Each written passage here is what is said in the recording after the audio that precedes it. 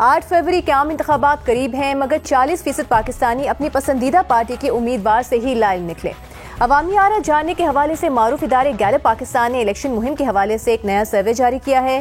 اس survey میں انکشاف ہوا ہے کہ 40% پاکستانی اپنی پسندیدہ پارٹی کے امیدوار سے ہی لا علم ہیں، نام تک نہیں بتا سکے، جبکہ 45% نے درست نام بتایا۔ اب سروے میں 27% پاکستانی اپنی پسندیدہ جماعت کے انتخابی نشان سے بھی ناواقف ہیں اور ان کا کہنا ہے کہ پارٹی کا انتخابی نشان انہیں یاد نہیں ہے۔ پارٹی انتخابات سے لا علمی کا اظہار کرنے والوں میں 40% پی ٹی آئی، 27% پیپلز پارٹی، جبکہ 11% مسلم لیگ نواز کے ووٹر نظر آئے۔ البتہ 63% پاکستانیوں نے پارٹی کا انتخابی نشان یاد ہونے کا کہا۔ جیو نیوز کی یہی کوشش ہے کہ عوام کو ان کے نمائندوں کے بارے میں آگاہی دیں تاکہ وہ اپنا حق کے جمہور استعمال کرتے ہوئے بہترین انداز میں امیدواروں کا انتخاب کر سکیں۔ اسی سلسلے میں آج ہم بات کریں گے ڈی جی خان ڈویژن میں شامل اہم حلقوں اور بڑے مقابلوں کے بارے میں۔ سینئر صحافی تجزیہ کار سہیل وڑائی صاحب ہمارے ساتھ موجود ہیں۔ سہیل صاحب، ضلع مظفر گڑھ کی بات کی جائے تو وہاں سیاسی خاندانوں اور برادریوں کی سیاست کو خاصی اہمیت دی جاتی ہے۔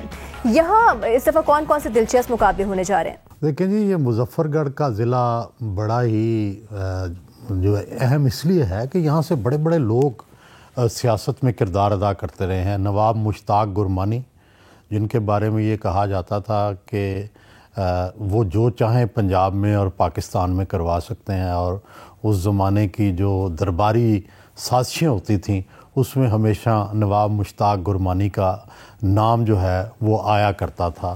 پھر سردار عبدالحمید دستی، وہ بھی اسی طرح، ان کا بھی بڑا نام تھا۔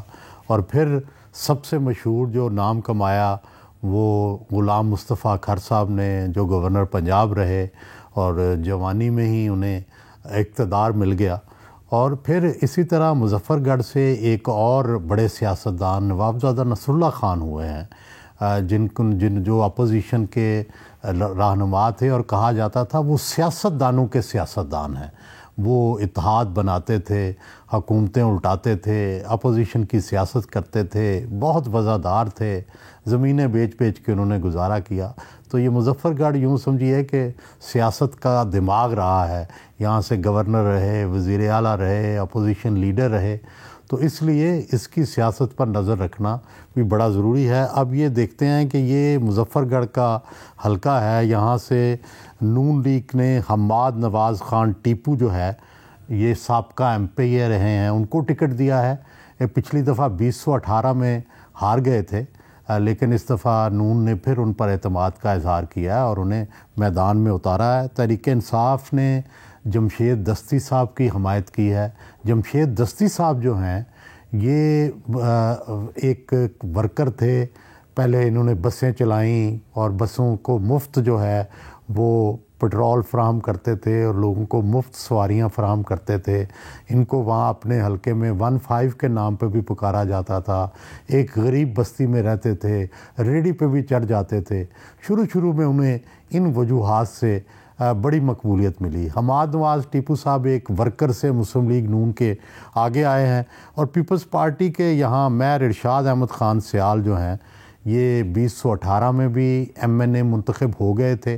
اس دفعہ انہیں پھر ٹکٹ دیا گیا ہے، اور اس سے پہلے وہ ایک دفعہ ایم پی اے بھی رہے ہیں۔ پچھلی دفعہ انہوں نے جمشید دستی کو اسی سیٹ پر شکست دی تھی۔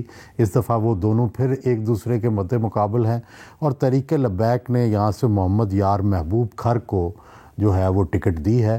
تو اب دیکھنا یہ ہے کہ ایک ورکر حماد نواز ٹیپو اور جمشید دستی، جن کا پہلے نچلے طبقات میں بڑا اثر و رسوخ تھا اور بڑے پاپولر تھے، وہ کامیابی حاصل کرتے ہیں، یا میر ارشاد سیال جنہوں نے پیپلز پارٹی کے اندر اپنا ایک مقام بھی بنایا ہے، اور زرداری صاحب سے بھی ان کی اچھی یاد اللہ اب ہو گئی ہے۔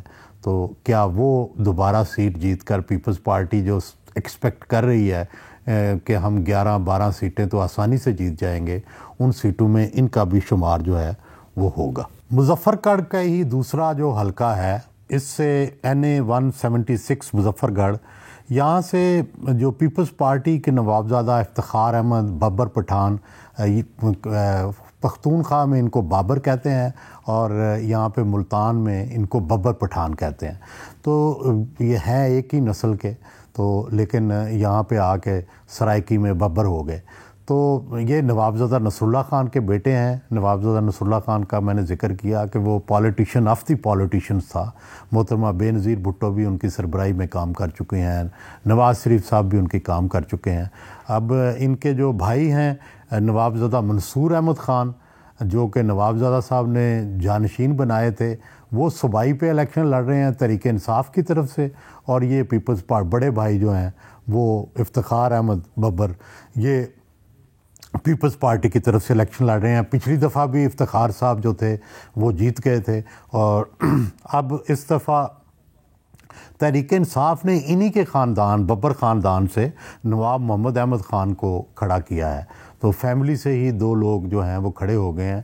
تو تیسری جو یہاں سے نون لیگ کے امیدوار ہیں مخدوم سید باسط سلطان بخاری صاحب کو, جو کہ تحریک عدم اعتماد کے دوران جو ہے تحریک انصاف چھوڑ کے انہوں نے نون لیگ کے ساتھ اپنی ہمدردیاں طے کر لی تھیں. یہ عبداللہ شاہ بخاری کے بیٹے ہیں.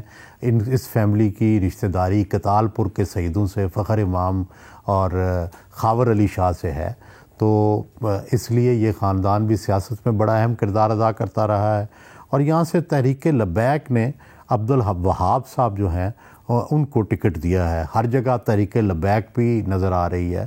دیکھنا یہ ہے کہ تحریک لبیک خادم رضوی صاحب کے زمانے میں جس طرح 25 لاکھ ووٹ لے گئی تھی, کیا اس دفعہ اس حد کو عبور کرے گی یا اس سے نیچے چلی جائے گی, تو یہ دیکھنے کی بات ہے. تو اب جو ہے باسط سلطان بخاری صاحب کی اپنی فیملی کے اندر بھی اختلافات ہیں. ان کے بھائی جو ہیں ان کے مد مقابل ہو چکے ہیں.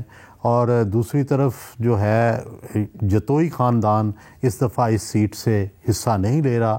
اور دیکھنا یہ ہوگا کہ باسط سلطان بخاری کو بڑے ناز سے نون نے ٹکٹ دیا ہے اور 2 سیٹوں پہ ٹکٹ دیا ہے. دیکھنا یہ ہے کہ یہ کیا وہ دونوں سیٹیں ریٹرن کریں گے یا اس دفعہ پھر جو ہے وہ نوابزادہ افتخار احمد خان جیتیں گے, یا پھر جو بابر صاحب محمد احمد خان بابر صاحب جن کو تحریک انصاف نے ٹکٹ دیا ہے وہ ووٹوں کا چنک جو ہے وہ لے جائیں گے. تو دیکھتے ہیں الیکشن تک.